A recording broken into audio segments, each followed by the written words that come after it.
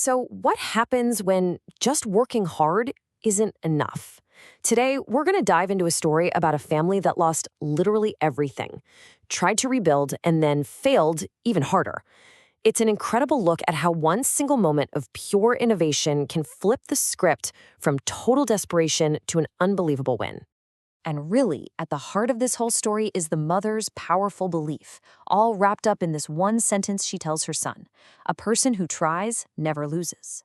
Now, these words, they're going to be tested, pushed right to the absolute limit. But in the end, they become the anchor that gets this family through it all. All right, so our story starts in a little village called Sanjay Nagar. This is Hadia, his brother Lalu, and their mother, Ganga Devi.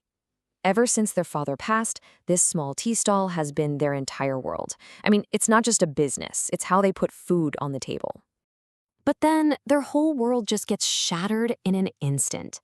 The local landlord, this guy they call the zamindar, he shows up demanding money for a debt they have no way of paying, and with one single cruel order, his men just tear their tea stall to pieces.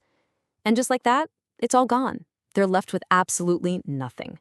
Facing utter ruin, their mother looks to the only thing they have left, a dry, barren piece of land their father once owned.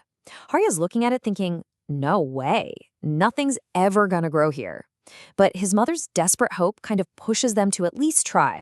To even get this off the ground, their mother has to make two absolutely heartbreaking sacrifices. First, she mortgages her Mongol sutra, her sacred wedding necklace, the last gift from her husband. And when that money runs out, she mortgages their tiny home.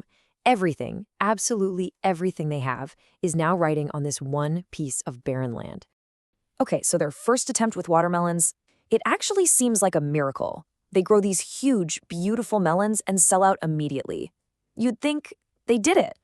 But nope, the melons look great, but inside they're completely tasteless. The family gets called frauds in public, and they're forced to give back every single rupee. So for their second try, they grow these perfect, super sweet dates. But it doesn't matter. Their reputation is shot. The vendors at the market won't even give them the time of day. They're just branded as cheats. Two tries, two absolutely soul-crushing failures. And this is it. This is rock bottom. Totally defeated, Haria just looks at his mother and asks, who has the strength now? I mean, think about it. They've lost their business, her priceless necklace, and now their home is about to be taken away. All that hard work led to nothing but public humiliation. It really feels like all hope is gone. But you know how it goes. It's right here, in this moment of just complete despair, that everything is about to change. This is the point where just trying harder isn't the answer anymore. This is where a spark of brilliance comes in, an idea that could only be born when you have absolutely nothing left to lose. So there she is, sitting with all their unsold dates, and their mother just picks one up and tastes it. And in that one moment, it hits her. These dates aren't a curse. They're a vardhan, a blessing. They are unbelievably delicious.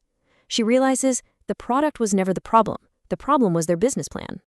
And this is her genius pivot. She thinks, instead of trying to sell raw dates to a market that hates us, let's create something new. So they do. They make khajur ki barfi, or date fudge. And here's the best part. They're not going to sell it to the merchants. They're going to sell it directly to the people who know them, who trust them, their own neighbors. And this simple fudge, well, it was about to change absolutely everything.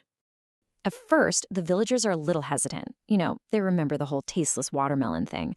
But all it takes is one bite. And wow, the date fudge is a total sensation. People can't stop talking about it. Some people even start saying it soothes their aches and pains. In just a few days, it becomes the #1 sweet in the entire village. But of course, success like this is going to get some unwanted attention. The Zemindar is furious. The family he tried to crush is now thriving, and he can't stand it. So he decides he's going to end it for good, and sends his men to steal their entire harvest in the middle of the night. This time, though, Haria is ready for him.